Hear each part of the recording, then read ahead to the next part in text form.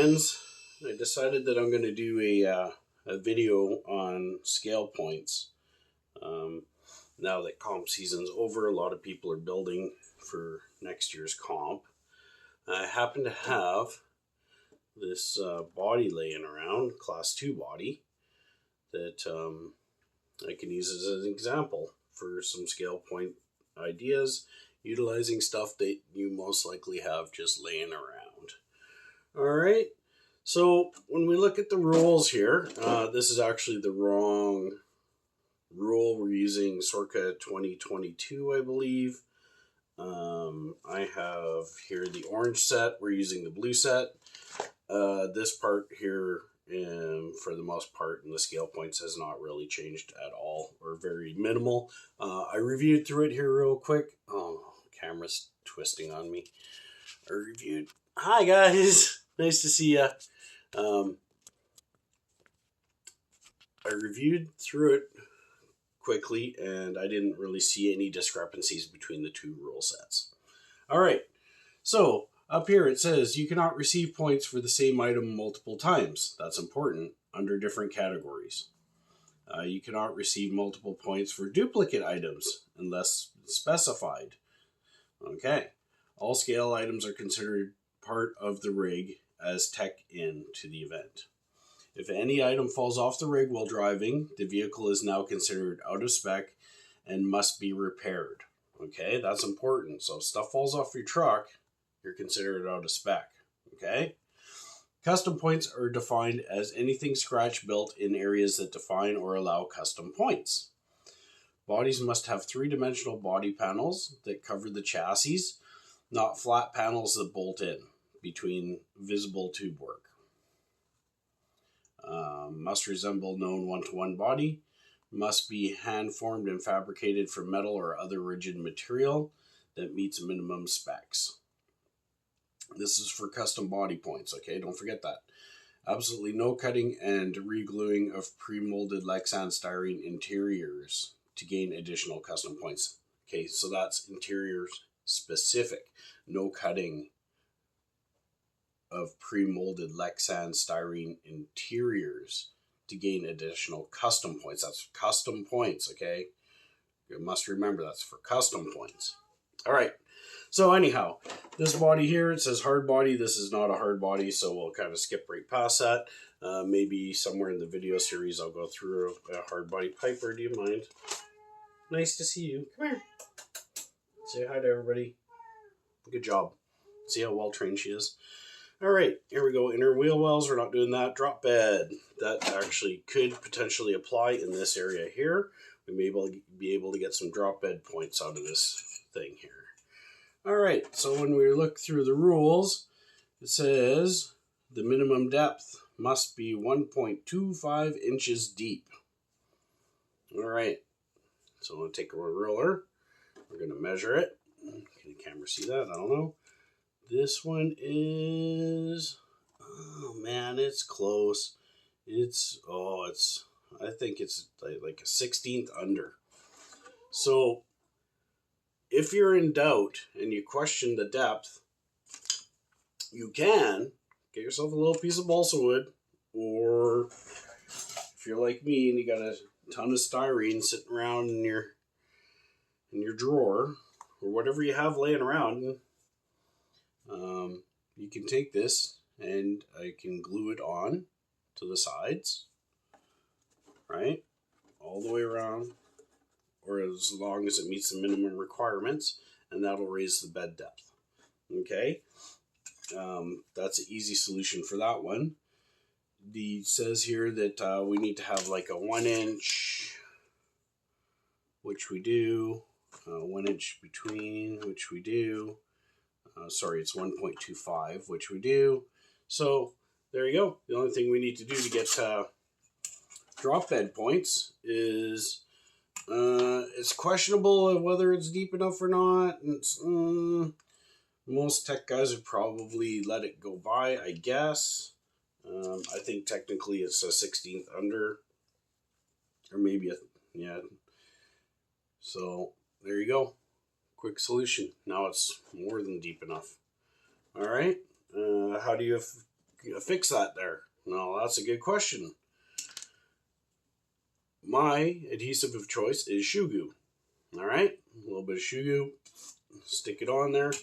In fact, that's what I did for this body to make sure that it made spec. Just this one actually was just under, so there you go. One solution. Oh geez, there's a battery sitting in there. We better put that into storage voltage. All right, so that takes care of that. I'm not actually going to do it right now on camera. We're just kind of going to go through some things. Flatbed, we don't have that. Two bed, we're not doing that. Roll bar headache rack, nope. But we could potentially install one in the future. One thing you want to do with your scale points is you kind of want to be smart and how you approach accomplishing the maximum amount of scale points possible without adding too much weight too high up in the or raising your center of mass. That's what I'm trying to say. Tubers truggies, we're not working on that. Rigid flat metal plastic body panels, we're not doing that. Interior exit cage, we're not doing that. Tube plate accessories, we're past that. Sliders are on the chassis, so we're not doing that right now. Bumpers, no. Stinger, no. Shock bounce, no. Roof rack, yes, there is a roof rack on here. There's an existing roof rack. Looks like it's made out of carbon fiber and it has metal studs holding it up. The roof rack here, it says here, must be mounted off the roof at least 0.125, 3.2 millimeters, 125 of an inch. Must have perimeter of 1.25 thickness in width and height. Must meet or exceed 2x3 rectangle. So we need 2 inches. No problem. This thing's like 4.5 inches by 3. Okay, so it's not quite 3 this way, but it's over 2 inches this way, and it is well over 3 inches this way. So this thing is more than enough to meet the rectangle. You only need a 2x3. There's 2 there by 3 here. So if you split the distance, you could have a roof rack as small as this, basically, and that would meet spec. The thickness, 125 thickness. I already know this thing is mounted correctly. Oh, let's do this for the camera. Probably shouldn't be switching from millimeters to inches and back and forth. Should probably just pick one or the other. But anyways, you can see here, 1, 2, 3, easy, not a problem. Meet spec. All right, so we only have metal points and plastic points. Well, carbon fiber falls under plastic because it's definitely not metal. So this roof rack here gives you 1 scale point. All right, so now we're adding all this mass up top. Is that really an advantage, or should you try to get your 1 scale point somewhere else? This is the kind of questions you need to ask yourself. So I would say if you're running a winch line, and it's going, and you're going to use a spindle up top here to give you an advantage in winching or more options, then absolutely a roof rack is a good idea. Or if you need more scale points, a roof rack is a good idea. Carbon fiber roof rack, nice and light. Let's take a look at this guy here. So this one is a comp spec. So it has the proper width perimeter. It's actually just like a tiny hair over, I think. It has the exact thickness. It has the 2x3. This thing is comp spec. This is exactly as the rules dictate. Here you can see there's our little roller bearing. So when the winch line comes out, you can hook over and, draw it off onto the side. My hand's going out of frame. I need to be more conscious of that. Anyhow, you get the idea. Yeah.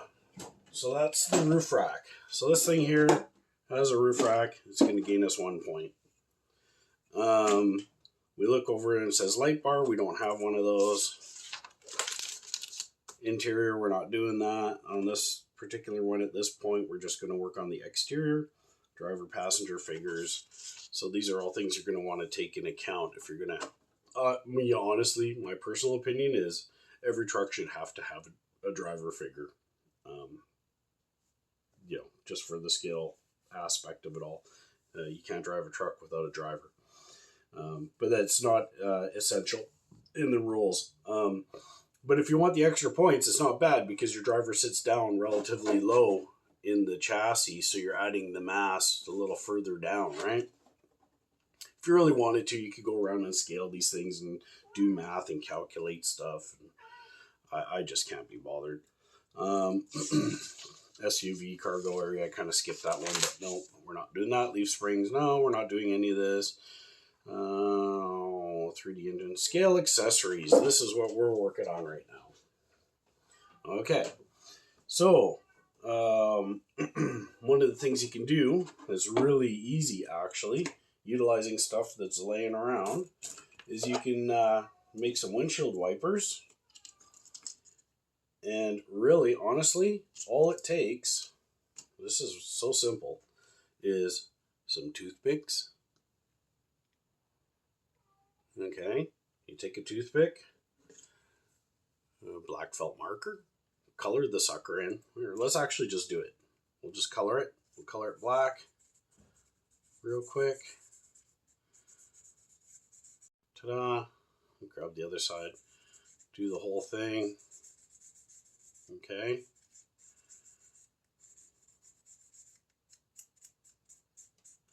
Do the whole thing. All right.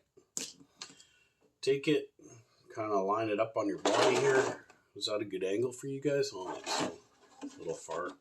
Can I see that in the camera? I'm not sure.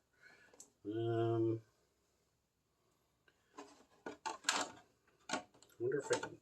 Here, let's see if I can tilt that up a little bit. See if that helps. It's a little better, I guess. Give it a good old guesstimate. Grab the stick and give it a break. Crack. All right. Here's our bottom part. And here's our top part. Oops. But you can kind of, here, I'll put it on the hood. You kind of get the idea here. A little bit of trimming, and you can fine tune that to make it look a lot better. Thought I'd put a knife out here somewhere. Oh, there it is. All right. So you can just trim this down a little bit with a knife. Give it a little, I guess you didn't have to break it. Trim it to size, kinda. Cut this one a little shorter like this. Okay. Ta-da. There's a windshield wiper right there, guys. See? You can see it's a little rough in its shape, but we can fine tune it. All right.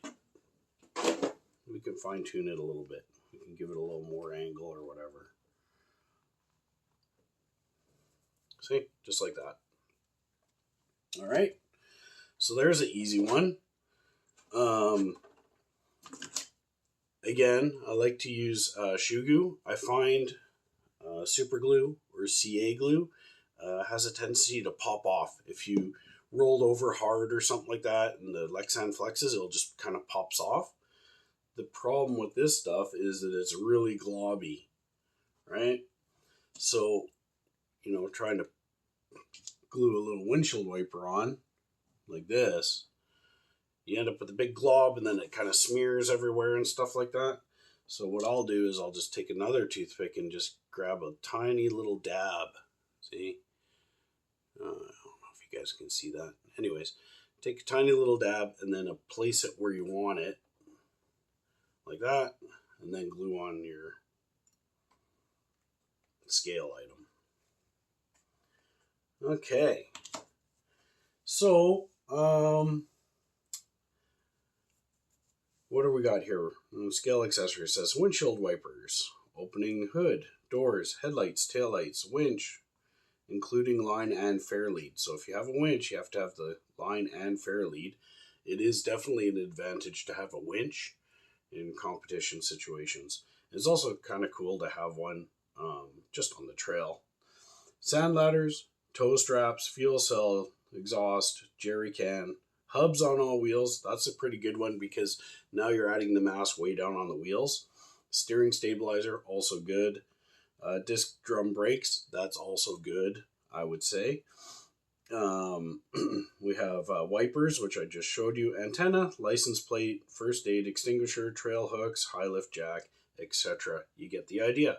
There's a maximum of 14, right? So that windshield wiper will class you is 1 point. That's 1 point, and that's all it is. We want to max this out if we can. We want to get all 14 of these guys, right? Or unless you don't need them. If you got enough scale points with hard body and all the other stuff, if you don't need them, you don't need them. But we're looking at trying to maximize these right now. So another easy thing you can do, where did I put it?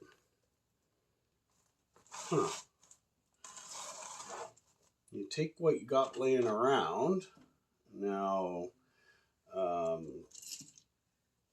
here's a little piece of wire. You can use that for a quick, easy antenna. You know, just kind of pop it in, drill a hole, fold it over, cut it to the height of the cab or whatever so it doesn't get caught on anything if it rolls over or whatnot. You can do it with a pen, like this maybe. When the ink runs out, take the pen, take it apart. There's your antenna right there. Boom. You know, cut this to size, stick it in there. Boom. Antenna. Done, right? You definitely want to do it after the pens run out because you don't want to get ink everywhere.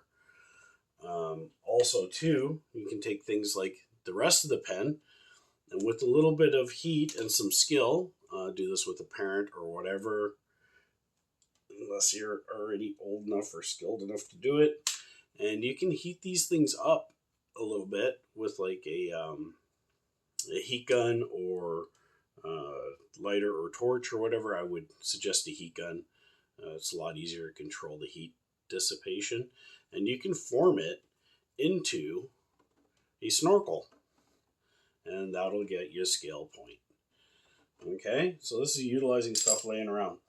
Also, I have this old connector that I'm not using for anything.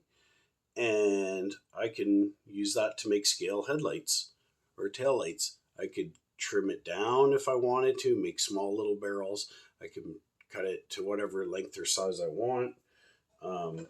It so happens that I do have a plethora of LEDs. As you can see, I have tons of them. I could throw a 5mm in here for a headlight, and we could put a 3mm in there for a turn signal light or for a brake light. You could use these on the back, actually. You could probably mount them in like this, inside the body, poking through, right? Or I guess like that, however you want. You could use them on the front. You get the idea. Quick, simple, basically free scale points. The headlights and taillights, you have to have front and rear, okay? So that's 4 individual lights as a minimum. Always make sure you make the minimum requirements. All right, you want the scale points to meet the minimum requirements. So one of the other things that is really good for scale points, well, this is kind of subjective, but you get 3 points just for a spare tire. You put a spare tire on there, that's an easy 3 points. But as you can see, you put a spare tire on there, that's a lot of extra weight. Right where you don't want it. It's at the back, it's up high-ish. Even worse, if you put it up here, it's really high. I suppose you could put it up there. Maybe if you're really creative and you got a lot of skill, you can cut a circle and countersink it. Now, the spare tire has to be functional. You can do all kinds of things. You could use a nice light plastic ring. You could probably get rid of the foam and, make it as light as you possibly can, but it still has to be functional. You need to be able to bolt it on to the side and use it as a spare tire. That is important to remember. Most people don't run a spare tire because they find their points other ways. They don't want to add a bunch of mass if you don't have to. All right. So there's other things you can do too. Like if you're just a little bit creative, you can grab a piece of paper. Grab a piece of paper, draw a little map on it or whatever. I don't know what. I'll do a lake, I guess. Do a little lake. And then we'll have we'll call it, I don't know, lake. Okay. And then we'll take a different color.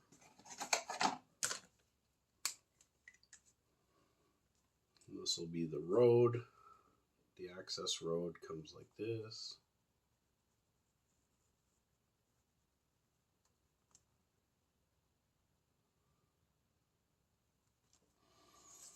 This will be the road. Okay. Do I have another color? Yes, I do. Oh, I should have done the lake in blue. Anyways, this is all, impromptu. I'm just roughing it. This is actually kind of large. You should do it smaller. Lake road, and then we'll just kind of do like a boundary or something. Like this. We'll do some mountains.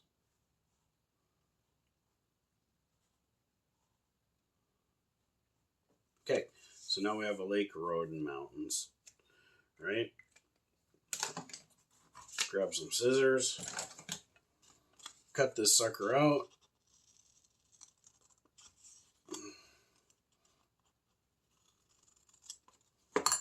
Okay. Now, you got a little map. You could stretch it out on the hood. So you guys are just looking at it. You stick it on your dashboard in your interior. Weighs like nothing. Gets you a scale point. Okay. So those are some of the things you can do. I'm going to do some of these off camera or whatever.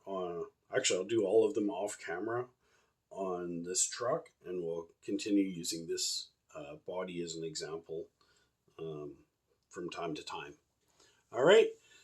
Thanks, my friends. Sending you all much love. See you on the rocks.